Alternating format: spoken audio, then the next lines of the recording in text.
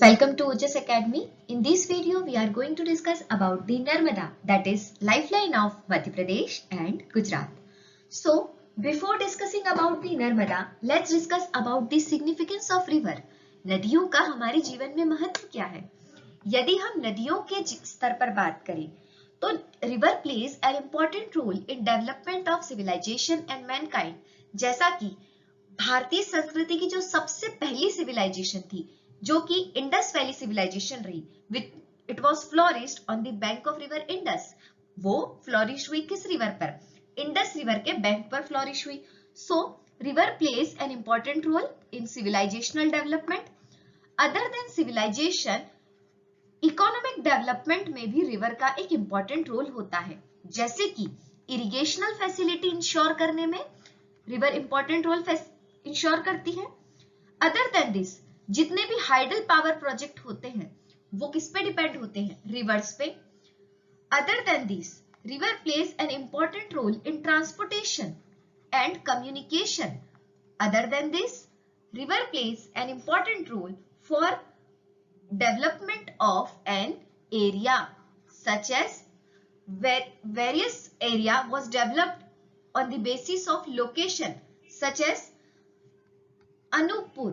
It is known for the originating district of Narmada, which attract the tourist. So जहां पर भी important river का originating point होता है, वो tourist attraction का major place बन जाती है, जहां से जिस वजह से क्या होता है, वो पर्टिकुलर रीजन बन जाता है tourist centre.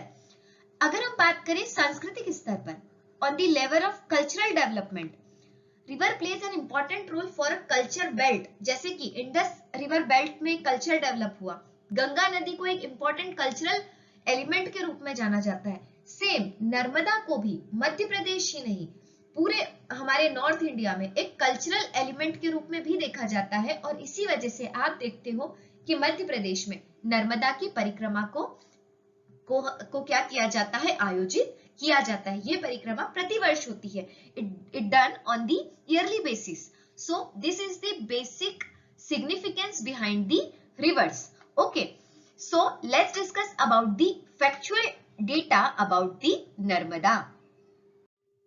River Narmada have so many names such as Reva, Narbuda, Namodas, pleasure giving river, or Reva.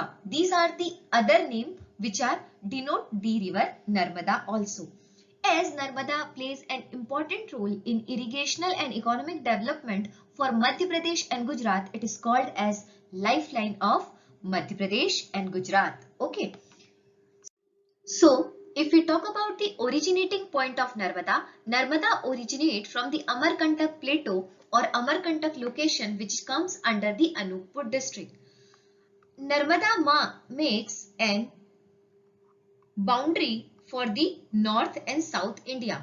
जो कि आप पढ़ते हो कि पोस्ट गुप्ता पीरियड में हर्ष के बाउंड्री को डिमार्क किया था किसने? पुलकेशन जो सेकंड होते हैं, उस एम्पर ने क्या किया था कि हर्ष को रोक दिया था नर्मदा के तट तक ही. तो हर्ष का जो बाउंड्री डिमार्केशन माना गया है, वो भी क्या माना गया है? नर्मदा रिवर को.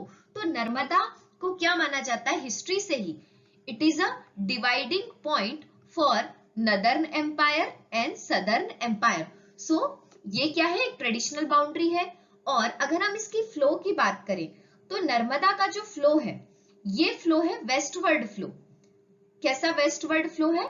ये ओरिजिनेट होती है कहां से? अमरकंटक से.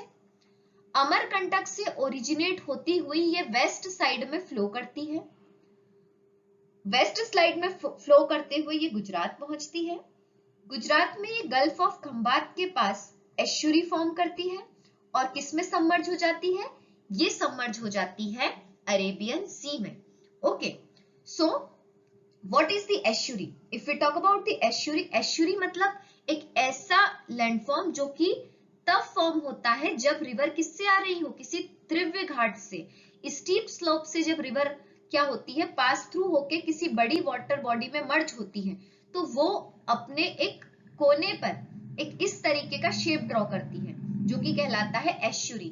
तो मध्य प्रदेश की दो इंपॉर्टेंट रिवर ऐसी हैं जो कि एस्चुरीज को फॉर्म करती है, वो है Narmada and Tapti.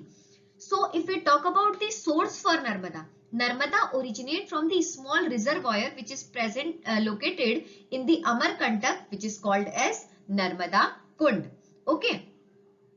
So let's discuss about the district from which Narmada river flows. So if we talk about how many districts from which Narmada flows, there are so many districts such as Anuppur, Dindori, Mandla, Jabalpur, Narsinghpur, Harda, Hoshangabad, Devas, Raisen, Sihor, Khandwa, Khargone, Dhar, Badwani and Alirajpur. Once you go through the map, you can easily locate this particular district from east to west as river Narmada originates from the Anuppur. The Sanskrit word for Narmada, the Sanskrit meaning for Narmada is river of pleasure, आनंददायिनी नदी. तो नर्मदा को किस लिए जाना जाता है? आनंददायिनी नदी के रूप में भी जाना जाता है, जिसे हम इंग्लिश में बोलते हैं the river of pleasure. Okay, so आपको ये सारी ही लोकेशन याद होनी चाहिए डिस्ट्रिक्ट वाइज कि किस पर्टिकुलर डिस्ट्रिक्ट से नर्मदा रिवर क्या है, फ्लो करती है, कहां से ओरिजिनेट होती है और कौन सा लास्ट डिस्ट्रिक्ट है मध्य प्रदेश का जहां पर नर्मदा का क्या है, फ्लोइंग या फ्लोइंग एरिया है. ठीक है. So let's discuss about the tributaries of river Narmada. If we talk about tributaries of Narmada, river Narmada have so many tributaries, and in MP there are total 41 tributaries of Narmada which joins the Narmada from left or right bank.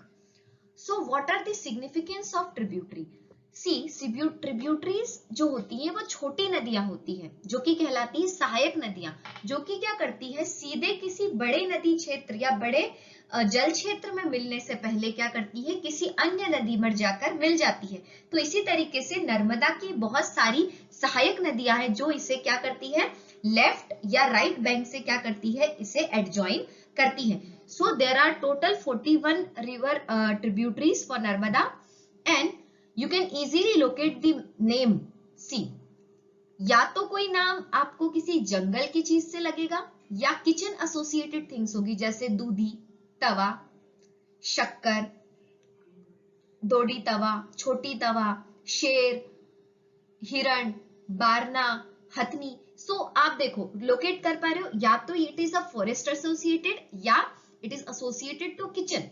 Okay, so अगर हम बात करें left bank tributary की, सो बरनार, बंजर, शेर, शक्कर, दूधी, तवा, गजल नहीं इज बेसिकली काजल, दोटी तवा, कुंडी, देव and goi. These all are the left joining tributaries for Narmada. If we talk about right joining tributaries for Narmada, these are Hiran, Tindoni, Barna, Man, Chandrasekhar, Kannar, Ooty and Hathini. These all are the tributaries for Narmada. Okay. River Narmada forms various waterfall in its river course, जो कि हमारे एक major tourist attraction place के रूप में जाने जाते हैं. तो अगर हम रिवर की ओरिजिनेटिंग पॉइंट की बात करें जो कि है अनूपपुर से ओरिजिनेशन के बाद जो नर्मदा है ये फॉर्म करती है कपिल धारा. जो कपिल धारा वाटरफॉल है it is 24 metre elevated and it is located in Amarkantak. ये अमरकंटक में ही है और 24 मीटर इसकी ऊंचाई है. आफ्टर कपिल धारा वी हैव दुग्ध धारा. दुग्ध धारा का एलिवेशन है 15 मीटर. आफ्टर दुग्ध धारा वी हैव धुआंधार जो कि लोकेटेड है भेड़ाघाट जबलपुर में and it is elevated 18 metre. ठीक है, पहला है कपिल धारा, देन दुग्ध धारा, then Dhuandhar. After Dhuandhar we have Mandhar. Mandhar waterfall is located in between the Handia and Barwah district and it is 12 metre elevated. After Mandhar we have Dardi waterfall which is located in again Badwa. After Dardi we have Sahasradhara waterfall which is located in Maheshwar and it is 8 meter long. So you can draw this type of map like it is originate from Anuppur. First waterfall is Kapil Dhara, then Dugdh Dhara, then Dhuandhar, then Mandhar, Dardi and Sahasradhara, which all are the major tourist attraction place in the course of river Narmada. Okay. If we talk about the river valley project which are associated to river Narmada, there are so many river valley projects such as Rani Avanti Sagar project, which is also called as Bargi project. Bargi project is located in Jabalpur, Bijora. Okay. After Rani Avanti, we have Sardar Sarovar project, which is the collective project for Madhya Pradesh, Gujarat, Rajasthan and Maharashtra. After Sardar Sarovar, we have Indira Gandhi Narmada Sagar project, which is also called as Punasa project, and it is located in the Khandwa. If we talk about project Narmada Valley project includes Sardar Sarovar, Indira Sagar, Maheshwar and Omkareshwar project, an area benefited by the river Narmada Valley project. All districts which rise and fall in the course of river Narmada are benefited by the Narmada Valley project. If we talk about important facts which are associated to river valley project and in Narmada, there are 29 major project जो कि 29 बड़े project हैं, 135 medium project and 3000 minor irrigation project associated to river Narmada, जिसका aim क्या है? It aims to generate 2600 megawatt power and ensure irrigational facility for 27.5 lakh hectare of area. So river valley project of Narmada are very essential for economic and human purpose क्यों बोल सकते हैं? क्योंकि river plays an important role in our life, क्योंकि हमारी जो water की need है वो रिवर से ही फुलफिल होती है. इस वजह से जो रिवर नर्मदा है ये मध्य प्रदेश की इकोनॉमी में क्या करता है? एक इम्पोर्टेंट रोल प्ले करती है. इसके सारे ही प्रोजेक्ट हमारी मेंस प्री दोनों ही एग्जाम के रेफरेंस में बहुत ज्यादा इम्पोर्टेंट बन जाते हैं. यही रीजन है कि नर्मदा रिवर को बहुत सारे नामों से जाना जाता है, जैसे कि आनंददायिनी, प्लेजर गिवर, मेकल सुता, सोमो देवी, रेवा, नामोदास. ये अलग अलग नाम क्यों एक ही रिवर को दिए गए? क्यों? क्योंकि ये हमारे इकोनॉमी, हमारे कल्चर, हमारे रिलीजन, इन सभी में क्या है? एक इम्पॉर्टेंट रोल प्ले करती है और हमारी लाइफ को बहुत ज्यादा डिटरमाइन करती है रिवर. और मध्य प्रदेश के रिस्पेक्ट में बात करें तो वो रिवर है नर्मदा. इसी वजह से नर्मदा के बहुत सारे नाम हमें देखने को मिलते हैं. अगर हम रिवर नर्मदा के फिजियोग्राफिक लोकेशन या फिजियोग्राफी के बारे में बात करें, देखो तो जो रिवर नर्मदा है ये कैसे, देखो ये जो रिवर नर्मदा है ये एक रिफ्ट में बहती है. रिफ्ट मतलब होता है कि दो पार्ट है उठे हुए और उसके बीच का जो दबा हुआ पार्ट है, ठीक है, जो कि डाउनवर्ड एरिया है, वो कहलाता है रिफ्ट, है ना, जो कि क्या होता है? दबा हुआ. मतलब कि लेट सपोज ये कोई चीज है, यहाँ पर एक गड्ढा हो गया है, तो ये पार्ट उठा होगा, ये पार्ट उठा होगा और ये वाला पार्ट क्या होगा? सबमर्ज कहलाएगा. तो ये जो सबमर्ज पार्ट होता है ये कहलाता है रिफ्ट. अगर इस रिफ्ट से कोई रिवर पास थ्रू होगी तो वो क्या कहलाएगी? This river pass through a rift valley. तो इसी तरीके से जो नर्मदा रिवर है इसको कहा जाता है ग्रेबैन. अब ग्रेबैन क्यों? क्योंकि ये ग्रेबैन क्या होता है कि एक ऐसा एरिया होता है जो दो साइड से उठा होता है और उसके बीच में क्या होता है? एक निचला भाग होता है. अब इसी निचले भाग में कौन बहती है? नर्मदा रिवर. ये उठे हुए भाग कौन है? Vindhyan range and Satpura range. इसी रेंज के बिटवीन कौन सी रिवर फ्लो कर रही है? इसी के बीच में फ्लो कर रही है Narmada river. So Narmada river is a graben. अब इसमें कौन सा आइलैंड है? तो ओमकारेश्वर आइलैंड है नर्मदा रिवर पर, जो कि एक